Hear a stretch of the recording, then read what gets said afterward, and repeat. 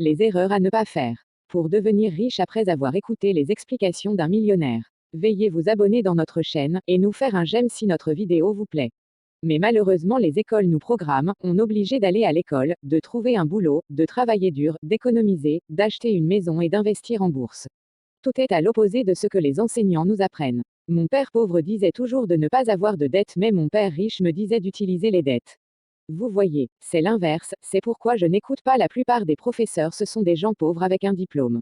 Très impressionnant. Les banquiers ne m'ont jamais demandé quelles étaient mes notes. Ils ne m'ont jamais demandé à quelle université je suis allé, les banquiers veulent voir mon état financier, mon état financier. C'est ça mon bulletin de notes. En tant que jeune et adulte, la plupart des professeurs d'université n'ont pas grandi, ce sont encore des enfants, ils disent, j'ai un doctorat Burke, j'ai un état financier. Alors qu'est-ce qui s'est passé en 2008 quand les marchés se sont effondrés?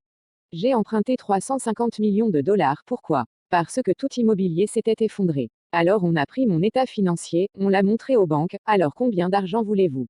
De l'argent non imposable, on a acheté presque 200 millions de dollars de biens immobiliers parce que ça s'était effondré, alors quand on dit le marché s'effondra, je suis excité car tout était sombre. Je savais que Ferrari disait qu'ils mettent leur voiture à moitié du prix. Oh, non, non, non, je ne peux pas payer moitié du prix. C'est à ce point que les gens sont stupides, un footballeur qui gagne 1 million de dollars et veut payer le prix plein pour un Ferrari, stupide. Vraiment très stupide. Un homme pauvre avec une belle voiture, si vous ne devenez pas riche c'est de votre faute. Posez-vous cette question, qu'est-ce que je veux? Qu'est-ce que vous voulez les gars? C'est ça la question. Il y a des opportunités partout. Un enfant pourrait se tenir dans le bidonville d'Afrique avec un smartphone et devenir milliardaire. Si c'est le désir qu'il a en tête, ce smartphone vous donne du pouvoir partout dans le monde, j'en ai jamais vu d'outil plus puissant. Et notre travail c'est de vous éduquer vous-même car les écoles ne vont pas le faire pour vous.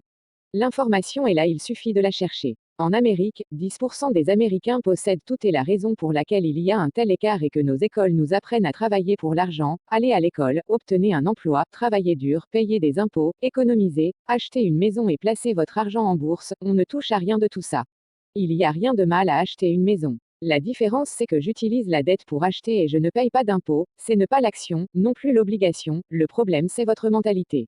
La plupart des gens vous allez à l'école et vous apprenez de ne pas faire d'erreur si ça c'est ne pas stupide.